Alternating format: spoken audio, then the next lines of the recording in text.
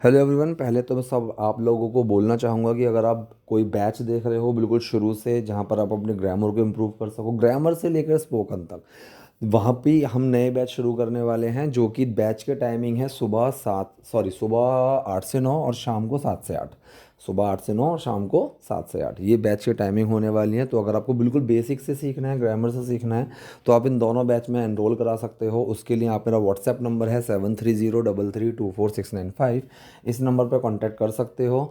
और मतलब मुझे व्हाट्सएप करिए इस नंबर के ऊपर। और अगर आपको सिर्फ स्पोकन की ही प्रैक्टिस करनी है, मतलब आपको ग्रामर से बेसिक से लेसन नहीं चाहिए, एक्टिव पैसिव ये सारी चीज़ आपकी ऑलरेडी कवर्ड हैं, तो आप इस सिनेरियो में शाम के बैच हैं 8 बजे से लेकर 11 बजे तक।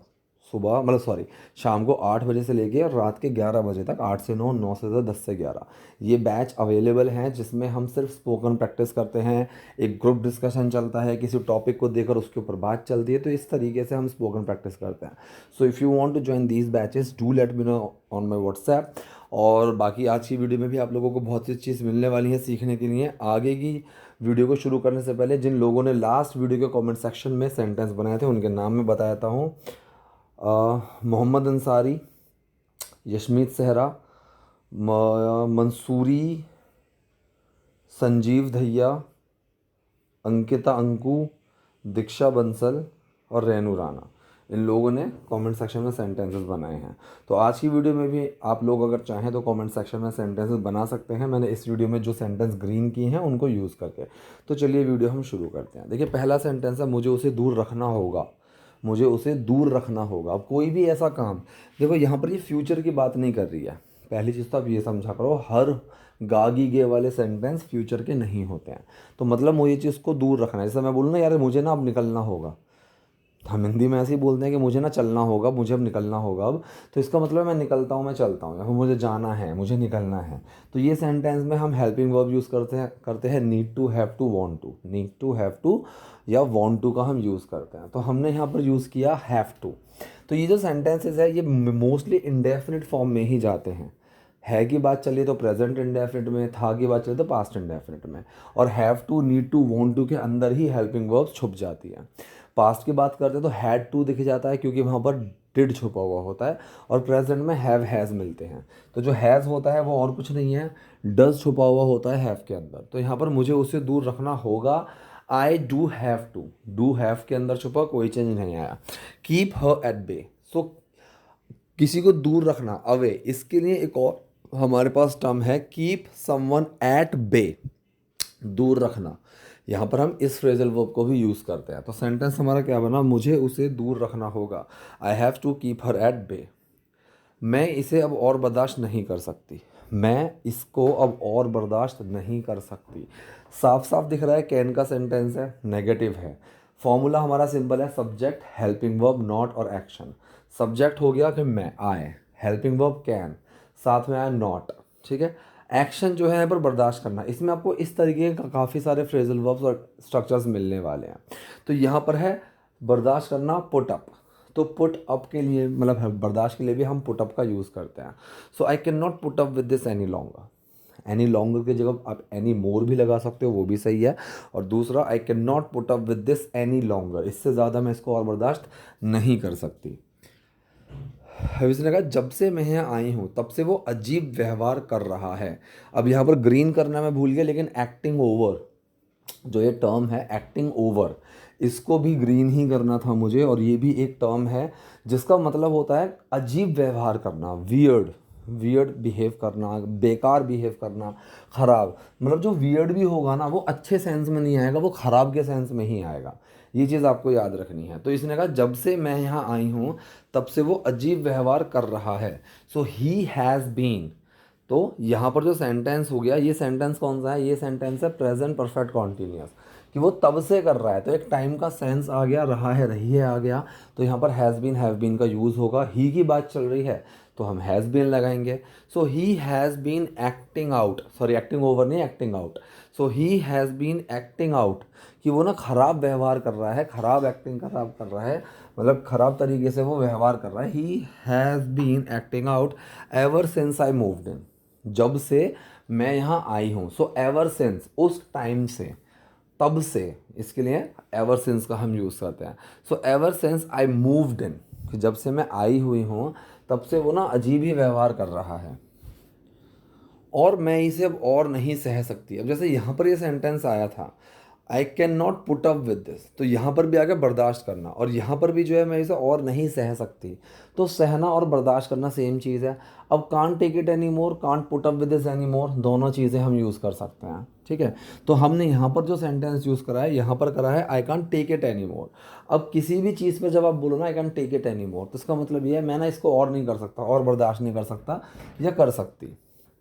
ठीक, तो हमारा सेंटेंस यहाँ पर कर क्या आया, और मैं इसे अब और बर्दाश्त नहीं कर सकती, and I can not take it any more. ठीक है, I can not feel it any more, I can not put up with this any more, या फिर I can not take it any more. इसका मतलब भी होता है कि आप किसी भी चीज़ को बस इतना ही बर्दाश्त कर सकते हो, इतना ही उसको सहन कर सकते हो, और इससे ज़्यादा आप उसको ले ही नहीं सकते अपने दिमाग में, अपनी ज़िंदगी में, अपने एक्सपीरियंस में। भाई मेरा हो गया, I can not take it any more, इस तरह से। आखिर तुम इतना कठोर कदम क्यों उठाओगे। ठीक है, इस सेंटेंस को ध्यान से देखना। Why on earth, why on earth का मतलब वैसे स्पेसिफिक कुछ नहीं होता इस धरती पर। ठीक है, लेकिन यहाँ पर जैसे हम बोलते हैं स्ट्रक्चर्स में आता है ना, वाई ऑन अर्थ, भाई कोई कोई क्यों करेगा, कोई बेवकूफ़ी होगा जैसा करेगा। भाई किसी को का पागल कुत्ते ने काटा है, तो जो ये हिंदी में हमारे पास कहावत होती है ना कि पागल कुत्ते ने काटा है क्या जो कोई ये करेगा, ऐसे ही इंग्लिश में भी बोला जाता है कि वाई ऑन अर्थ, कि कोई धरती पे इसको क्यों करे, कोई पागल है क्या, इस तरह से टर्म यूज़ होता है। तो यहाँ पर जो टर्म यूज़ हुआ वो उसी सेंस में हुआ कि why on earth would you resort to such a drastic measure. Resort का मतलब क्या होता है, कदम उठाना। ठीक है, यहाँ पर रिजॉर्ट का मतलब है कोई चीज़ शुरू करना, कदम उठाना। So why would you resort to such drastic measure, drastic measure होता है तो कठोर कठोर कदम, और यहाँ पर रेजॉर्ट का मतलब होता है कोई चीज़ करना, शुरू करना, किसी चीज़ को एक मीनिंग देना। So why on earth would you resort to such a drastic, भयानक, मेजर, कदम। ठीक है, so why on earth would you resort to such a drastic measure. ये कह रही है माफ़ करना, अब तुम्हें जाना होगा। ठीक है, आई एम सॉरी, माफ़ करना, अब तुम्हें जाना होगा। फिर देखो एक गा गी गे का सेंस आ गया, लेकिन हमें अच्छे से पता है कि ये कोई फ्यूचर का सेंटेंस नहीं है, ये अभी के लिए बोल रही है कि अब तुम्हें निकलना होगा, अब तुम्हें जाना होगा, तुम्हारा टाइम आ गया। ठीक, उस सेंस में ये सेंटेंस बोला जा रहा है। तो फिर से वही सेंटेंस का स्ट्रक्चर आएगा, I am sorry, you have to. अब यहाँ पर you do have to head up, have to go लगा सकते हो। तो जो एक्शन हो गया वो यहाँ पर हैव टू गो है, और गो के अंदर यहाँ कुछ नहीं होगा, हैव के अंदर डू छुपेगा। तो जो पूरा एक्शन है हैव टू गो, तो जो डू या डज या डिड जो छुपेगा वो हैव के अंदर छुपेगा। अगर यहीं पर ही कोई सिंगुलर टर्म होती कि उसको ये चीज़ करनी होगी, तो ही हैज़ टू गो आती, तो ही के अंदर डज छुपता और वो ही हैज़ टू गो बन जाता। तो यहाँ पर हुआ माफ़ करना, अब मुझे जाना, अब सॉरी, अब तुम्हें जाना होगा। I am sorry you have to head up now, I am sorry you have to go now. ठीक है, I am sorry you have to leave now, इसको हम अलग अलग तरीके से यूज़ कर सकते हैं। सो माफ़ करना, अब तुम्हें जाना होगा, I am sorry you have to head up now. इसने बोला है यहाँ पर इससे निपटने का कोई बेहतर तरीका होगा, मतलब ये सब चीज़ें हैंडल करने का, इस सब चीज़ों से निपटने का कोई अच्छा तरीका होगा। ठीक है, निपटने के लिए जो टर्म हम यूज़ करते हैं, निपटने का मतलब होता है, तो टैकल का यूज़ कर सकते हो, डील का यूज़ कर सकते हो, और जो टर्म होती है डील विथ, ठीक है, हैंडल का आप यूज़ कर सकते हो, हैंडल। लेकिन जो टर्म सबसे अच्छी है वो है डील विथ। तो डील विथ समथिंग का मतलब होता है किसी चीज़ से निपटना, किसी चीज़ को टैकल करना, किसी चीज़ को हैंडल करना। तो टू डील विथ समथिंग, तो यहाँ पर सेंटेंस आया इससे निपटने का कोई बेहतर तरीका होगा। ठीक, तो ये जो होगा का बात है, ये हम फ्यूचर की बात नहीं कर रहे हैं, ये हम प्रेजेंट में ही एक अंदाज़ा लगाकर बात कर रहे हैं कि यार इसकी जगह कोई और बेहतर तरीका भी होगा, ज़रूर होगा, देखो वो होगा ज़रूर। तो यहाँ पर हमने यूज़ करा मस्ट बी, मे बी या माइट बी। ठीक है, तो इसने क्या कहा, देयर मस्ट बी, कि वो कोई चीज़ होगी। अब किसी चीज़ की एग्जिस्टेंस, प्रेजेंस की जब हम बात करते हैं तो हम वहाँ पर देयर का यूज़ करते हैं। जैसे मैं बोलूँ यार फ्रिज में पक्का एक पानी की बोतल रखी होगी, so there must be a water बोतल इन फ्रिज। ऐसे ही so there must be a better way, ठीक है, there must be a better way to deal with, better way, अच्छा तरीका, इससे ज़्यादा कोई बढ़िया तरीका। So there must be a better way to deal with, इस चीज़ से निपटने का, इस चीज़ से टैकल करने का, इस चीज़ को हैंडल करने का पक्का कोई बेहतर तरीका ज़रूर होगा। इसने कहा कि तुमने मेरे पास कोई और रास्ता नहीं छोड़ा। ठीक है, अब यहाँ पर ये जो सेंटेंस है, तुमने मेरे पास और कोई रास्ता नहीं छोड़ा है, पहली बात तो ये है कि सेंटेंस है ये प्रेजेंट परफेक्ट। ठीक है, ये चीज़ क्लियर अपने दिमाग में बैठा लो कि प्रेजेंट परफेक्ट का ये सेंटेंस है। चुका है, चुकी है, चुके हैं, लिया है, ली है, या है, ये है। तो तुमने कोई रास्ता नहीं छोड़ा है। ठीक, अब यहाँ पर सेंटेंस नेगेटिव है, नॉट भी लगा सकते हो और नो का भी यूज़ कर सकते हो। अब देखो सेंटेंस बना कैसे है। You have left me no other choice, so you have left me no option, you have left no option for me, you have not left any option. ठीक है, अलग अलग तरीके से सेंटेंस बना सकते हो। तो यहाँ पर सेंटेंस क्या बनाया है, you have left me no other choice, या फिर you have left me no other option, you have left me no other way. इसको अलग अलग तरीके से हम यूज़ कर सकते हैं। तो सेंटेंस बना you have left me no other choice, तुमने मेरे पास और कोई रास्ता नहीं छोड़ा है। सो you have left me no other choice. अब मैं ये करने के लिए मजबूर हूँ, अब मैं ये करने के लिए मजबूर हूँ। अब कोई इंसान जब मजबूर की बात करते, देखो मजबूरी एक कंपल्शन के अंदर भी आ जाती है। ठीक है, out of compulsion he had to do that, कि भाई मजबूरी में उसको ये चीज़ करनी पड़ी। ठीक है, because of compulsion, that was a compulsive situation. इस तरह से कंपल्शन का यूज़ कर सकते हो। सेकंड चीज़ है मैं मजबूर हूँ, so I am bound to do something, BOUND, I am bound to do something. तो ये बाउंड टू भी ग्रीड करना था, ये भी मिस हुआ है। सो अब मैं ये करने के लिए मजबूर हूँ। सो नाउ को आप शुरू में भी लगा सकते हो। अब जो ये सेंटेंस है, ये सेंटेंस है स्टेट ऑफ बीइंग का, मतलब इसमें कोई एक्शन नहीं है, यहाँ पर कंडीशन बताई जाती है। तो ये चीज़ आपको क्लियर होनी चाहिए कि कहाँ पर कंडीशन बताई जा रही है, कहाँ पर कोई एक्शन बताया जा रहा है।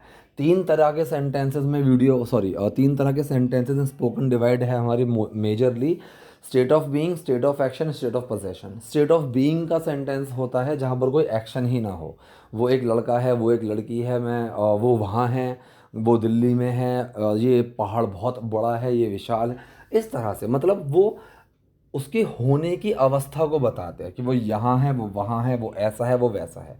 इसके अंदर कोई एक्शन नहीं होता।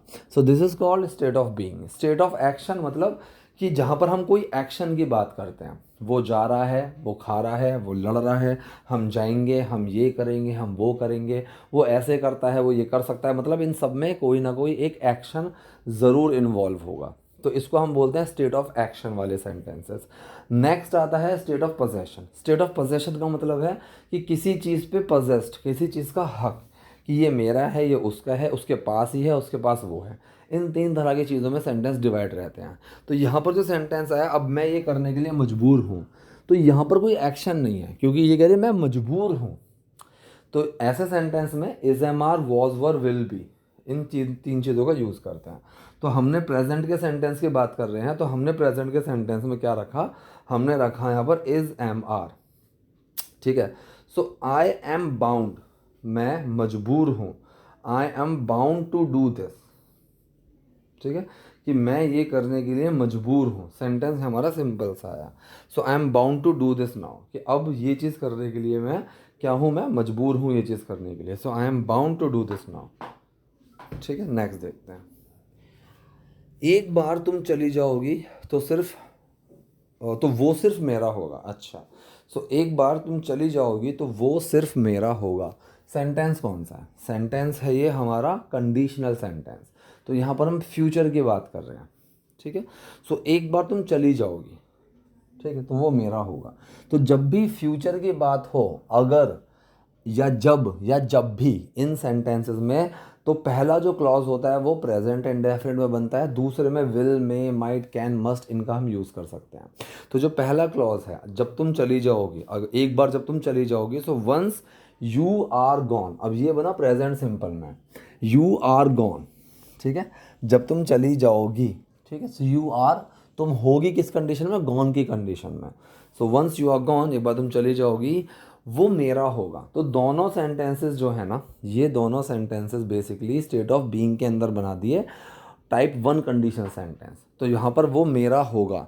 तो फ्यूचर की जब हम बात करते हैं कि कोई किसी कंडीशन में होगा उसमें एक्शन ना हो, तो हम वहाँ पर विल बी का यूज़ करते हैं। So he will be mine, he will be mine, simple सा है। So once you are gone he will be mine, कि एक बार तुम चली जाओगी वो मेरा होगा। मैं बस यही चाहती हूँ, मैं बस यही चाहती हूँ। तो यहाँ पर चाहना है action. So this is what, ये वही है जो मैं चाहती हूँ। ये बनेगा सेंटेंस ऐसे, मैं बस यही चाहती हूँ, आई वॉन्ट दिस ओनली। एक तरीका तो ये है कि आई वॉन्ट दिस ओनली, मैं चाहती हूँ बस यही, सो आई वॉन्ट दिस ओनली। एक तरीका तो ये हो गया बिल्कुल सिंपल सा। दूसरा तरीका क्या है, दिस इज़, ये है जो मैं चाहती हूँ, सो वॉट आई वॉन्ट। तो यहाँ पर जो के लिए लगा दिया वॉट, मैं चाहती हूँ I want, so this is what I want, ये वो है जो मैं चाहती हूँ। अब इसने कहा कोई आखिरी इच्छा हो तो मुझे बता दो, ठीक है। सो लेट मी नो, मुझे बता दो। जब भी कैजुअल टर्म हम इसमें यूज़ करेंगे ना, मुझे बता दो, मुझे ये करवा दो, मुझे वो करने दो, इस तरह से हम लेट का यूज़ करेंगे। तो इसने कहा कि हाँ लेट मी नो, मुझे बता दो, if you have any last wish. If you have, अगर तुम्हारी कोई है, तो ये सेंटेंस भी हमारा प्रेजेंट इंडेफिनिट का ही है।